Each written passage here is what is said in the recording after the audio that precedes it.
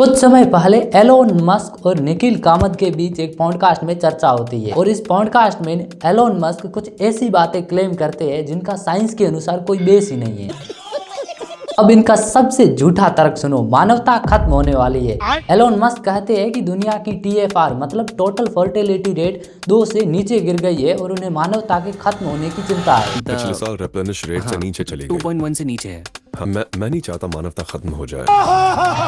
और सच यह है कि हमारी जनसंख्या जो है वो पिछले कुछ सैकड़ों सालों में बड़ी तेजी से बढ़ी है और बात करें वर्तमान की तो हम 8 बिलियन क्रॉस कर चुके हैं और UN का कहना है कि 2100 तक यही जनसंख्या बढ़कर 11.2 बिलियन तक पहुंच जाएगी। और अगर विश्व की जनसंख्या बढ़ रही है तो इसका मतलब है TFR अभी 2 से ऊपर ही है। हाँ, कुछ देश है जिनकी जनसंख्या लगातार घट रही है लेकिन उसका कारण कोई मानवता पर बड़ा संकट नहीं है और इसका जापान एक अच्छा एग्जाम्पल है क्योंकि जापान की आबादी जो है वो लगातार घट रही है और यह विकसित देशों का अपना एक पैटर्न रहा है। जो देश भी विकसित बन जाते हैं उनकी आबादी अपने आप घटने लग जाती है और वहाँ के अपने कुछ कारण होते हैं। अब अगर कुछ देशों की जनसंख्या घट रही है तो इसका मतलब यह नहीं है कि पूरे विश्व की जनसंख्या घट रही है क्योंकि कई सारे ऐसे विकासशील या अविकसित देश है जिन्हें अभी अभी खाने पीने और स्वास्थ्य संबंधित सुविधाएं मिलने लगी है, जिसकी वजह से हो ये रहा है कि इन देशों की पॉपुलेशन बड़ी तेजी से बढ़ रही है। उदाहरण के लिए अफ्रीका के नाइजीरिया को ले लो, ये वर्तमान में 7वां बड़ा जनसंख्या वाला देश है और 2050 तक कहा जा रहा है ये तीसरा सबसे बड़ा जनसंख्या वाला देश बन जाएगा। और यह हालत सिर्फ अफ्रीका की ही नहीं है, भारत पाकिस्तान जैसे देशों की भी अभी जनसंख्या बढ़ ही रही है, कहीं भी घटती हुई नजर नहीं आ रही है। और बात करें जनसंख्या के फ्यूचर की तो कहा जा रहा है कि एक समय आएगा जब अधिक से अधिक पॉपुलेशन स्टेबल हो जाएगी लेकिन पॉपुलेशन कोलैप्स जैसी कोई भी घटना नहीं होने वाली है। मतलब साफ शब्दों में कहा जाए तो यह एलोन मस्क का जो क्लेम है वो पूरे तरीके से झूठा है। अब आते हैं दूसरे क्लेम पर। अब मैं इस क्लेम को इसलिए काट रहा हूँ क्योंकि ये पहले क्लेम को काफी ज्यादा ताकत देता है। यह क्लेम खुद अपने आप में एक बहुत बड़ा झूठ है और यह क्लेम ये है कि जितने ज्यादा धरती पर लोग होंगे उतनी ज्यादा बड़ी कॉन्शियसनेस होगी। और एलोन मस्क यहाँ एक साझी कॉन्शियसनेस की बात करते हैं, जितने ज्यादा लोग उतनी बड़ी कॉन्शियसनेस, जितनी बड़ी कॉन्शियसनेस उतना हम जल्दी ब्रह्मांड को समझ सकते हैं।